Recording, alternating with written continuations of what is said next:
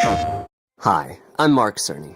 I'm excited to be here to talk about the newest addition to our console lineup, PlayStation 5 Pro, and how it advances gaming technology. But first, I want to take just a minute to look at what we put in the original PlayStation 5 and how it delivers an exceptional gaming experience. When PS5 debuted in 2020, it brought a lot to the table. 8 Zen 2 CPU cores form the brains of PlayStation 5 and enable high-speed complex gameplay, with character counts reaching into the hundreds and frame rates that can be as high as 120 frames a second.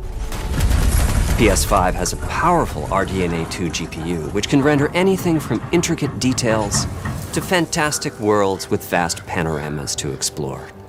Ray tracing allows for dramatic visual improvements, including reflections off of water or glass, and the realism that comes from real-time global illumination.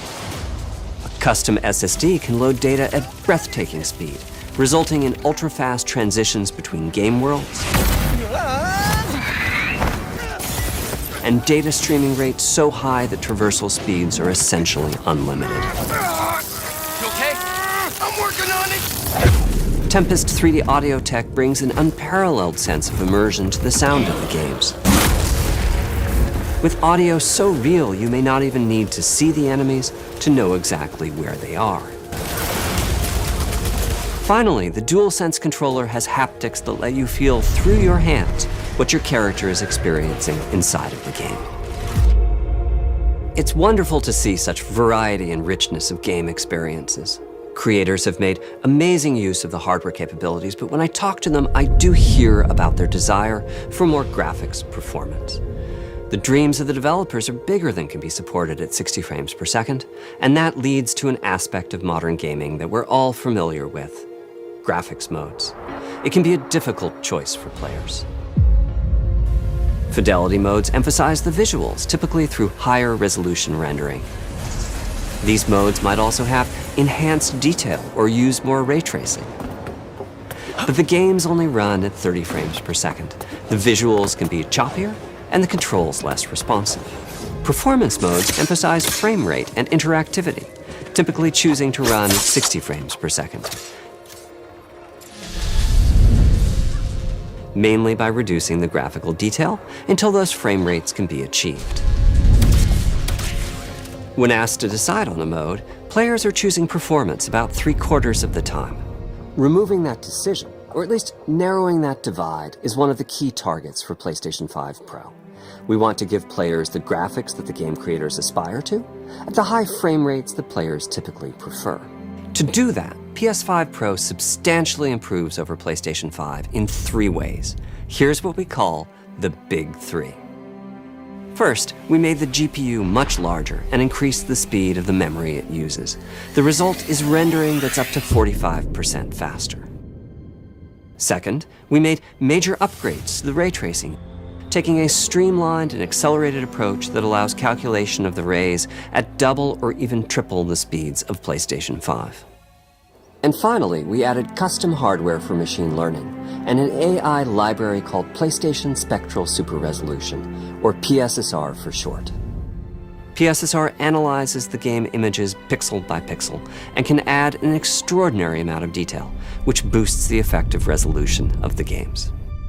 Game creators are adding PS5 Pro support to new and existing titles, and with the Big 3 involved, the results can be pretty amazing, with graphics showing something like fidelity levels of detail, but at double the frame rate.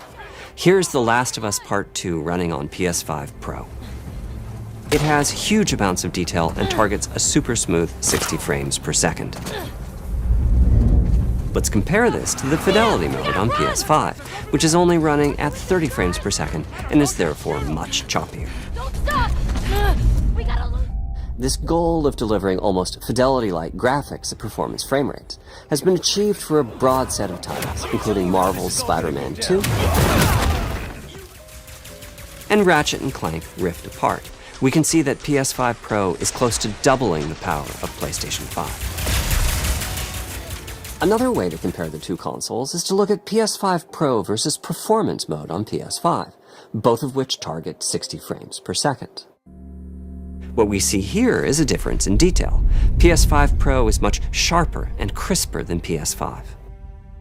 For this, my favorite is the parade scene from Ratchet & Clank.